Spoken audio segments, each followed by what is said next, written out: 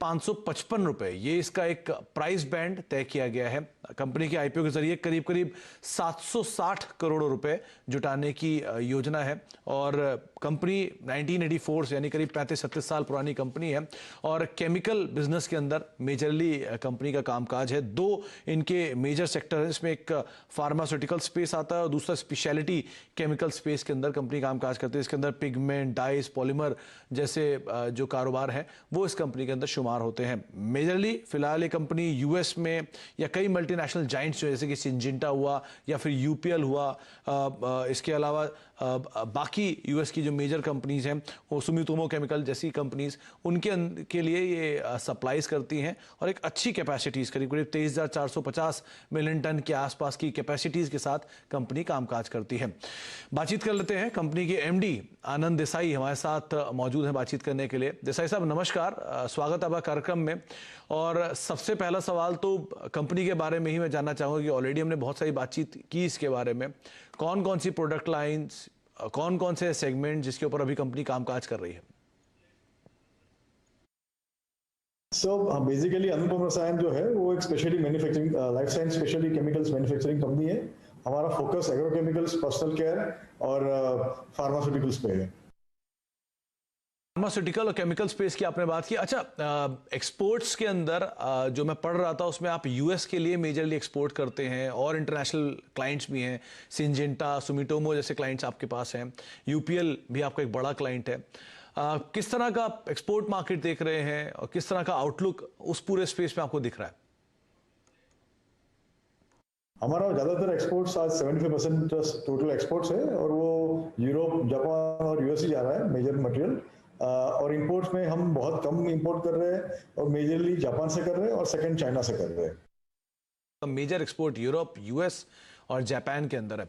अच्छा, रिसेंटली कई chemical companies ने पार्टिसिपेट किया है पीएलआई स्कीम के अंदर और क्या आपकी भी कोई योजना है इस तरह की स्कीम्स के अंदर पार्टिसिपेट करने की, और अगर आप करते हैं तो कौन कौन से सेगमेंट हैं जिसके अंदर हम मान के चले कि आप पार्टिसिपेट कर सकते हैं? हम लोग काफी प्रोडक्ट्स में बिल्ड कर रहे हैं और गवर्नमेंट से रेगुलर कांटेक्ट में है एंड गोइंग फॉरवर्ड हम 2-3 प्रोडक्ट में पीएलआई स्कीम में एंटर करेंगे। अच्छा, सेक्टर वाइज क्योंकि बहुत सारे प्लेयर हैं इसमें, कई स्टैब्लिश प्लेयर्स भी हैं, कई नए प्लेयर्स भी हैं, किस तरह की कॉम्पिटिटिव स्ट्रेंथ आप देख रहे हैं पूरे स्पेस के अंदर और आगे चल के कैसा आउटलुक दिख रहा है आपको कॉम्पिटिटिव स्ट्रेंथ के लिहाज से?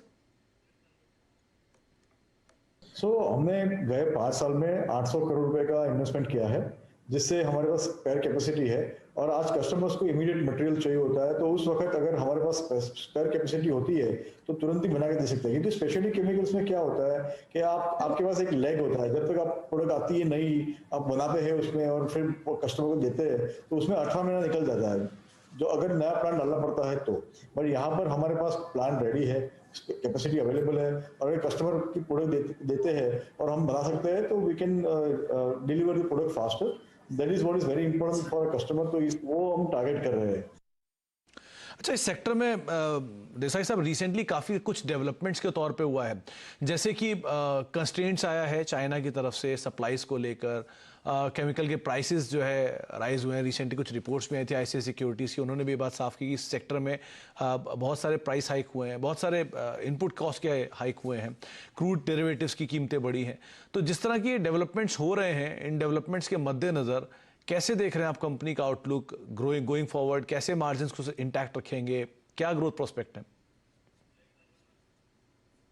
तो हम गए 5 साल में हम हर साल 30 से 35% का हम ग्रोथ कर रहे हैं और ये नया जो कैपेक्स किया है हमने 800 करोड़ रुपए का, वो भी आगे जाके हम एसेट टर्न उसको 1.5 टाइम्स करेंगे तो हमारी ऑपरेटिंग लेवरेज काफी बढ़ेगी जिससे हमारा बॉटम लाइन भी ठीक होगा। और ऊपर से जो ये हम प्राइमरी इशू कर रहे हैं, ये इशू आ रहे हैं तो उसमें से जो डेट इक्विटी है वो ऑलमोस्ट 0 हो जाएंगे और उसके हिसाब से जो हमारा कॉस्ट है वो डाउन हो जाएगा तो बॉटम लाइन सुधरेगी और उस हिसाब से that is what we will to give to share holder.